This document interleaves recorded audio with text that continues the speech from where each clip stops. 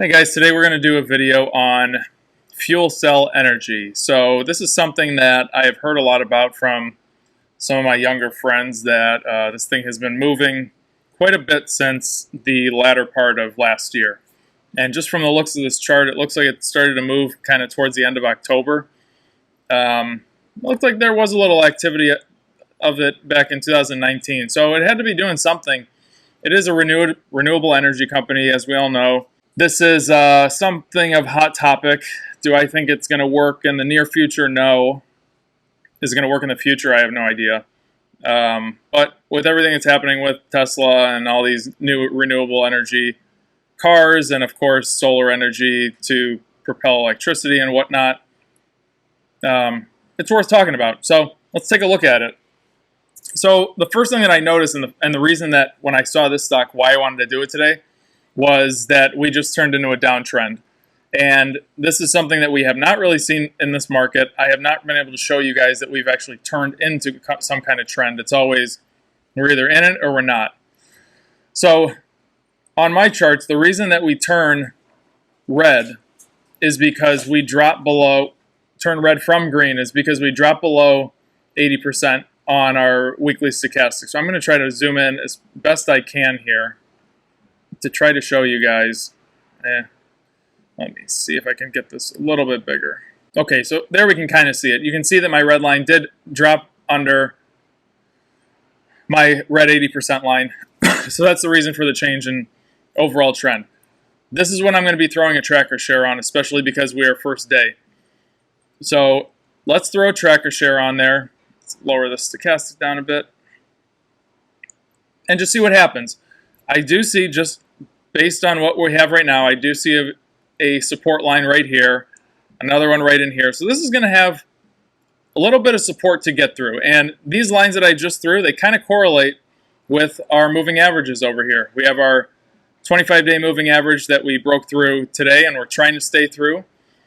Our 50-day moving average, which is about 15 bucks, and our 100-day moving average, which is about 10 bucks or so. So you can see how powerful these moving averages are. And I did not even look at this chart before I started this video, and I drew these lines in myself. So as you get more experience with this, you'll be able to just see your own lines of where moving averages are, where resistance lines are, where support lines are, and you'll be able to go from there. So something that I'm seeing on here is, we have a 13% down day. Our bid and ask difference is 1 cent, which is excellent. So right now, if I'm you guys, or if I'm myself and I actually wanted to trade this, I'm going to throw a tracker share on short, $19.25, and that's what I'm going to do. Worst case scenario with a tracker share, which is one share, the company goes broke, I lose $19.25. No big deal. Better than putting on 1,000 shares, and the repercussions from there are much worse. So let's go over to the daily chart and check out a swing trade on this. We are sitting right at that support level, and you can see today how powerful support is. This thing dropped. It actually did drop below the 25-day moving average, and it hit this support line of $19.78, and it's just kind of sitting there. It does have a little bit of a wick on it, which means that the stock price pulled back.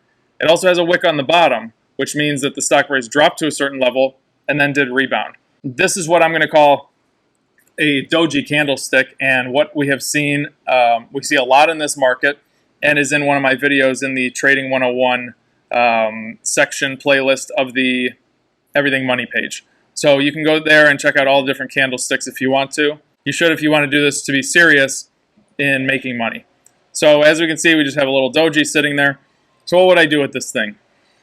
We are definitely in a downtrend, but what I want to do is probably just sit and be patient and see if this trend continues.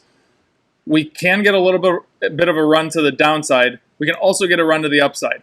We do have some buying volume coming in there today, and I know that sounds like I'm talking out of both sides of my mouth, but this is one of those ones where we want to see what's going to happen, especially with a big 13% drop today.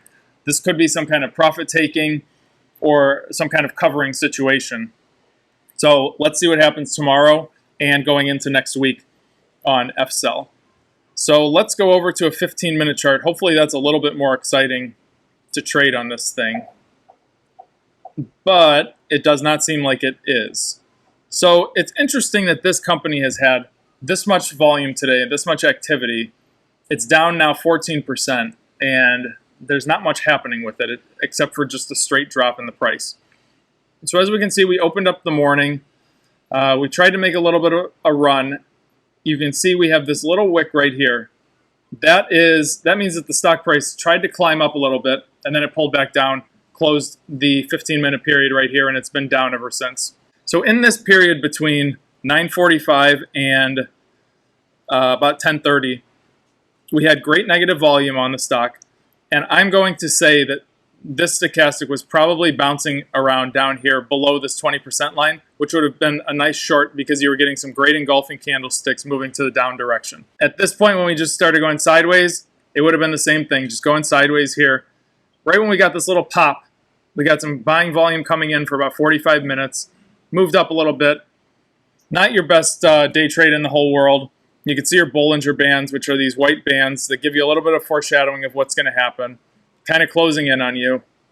So although this is a hype stock, this is a nice example of hype stocks that move pre or post market and then don't do anything during the day. They just kind of sit there and do nothing.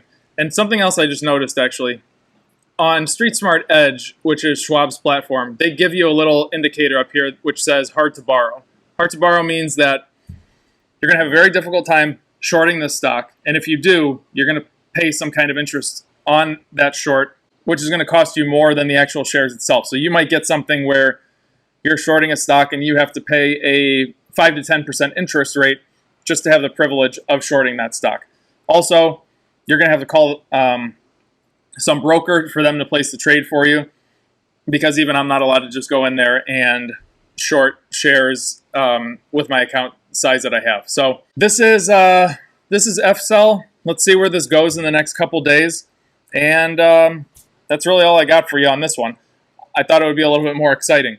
But when we do start talking, I do want to go back to our other chart real quick, because I want to talk about this short potential that we have.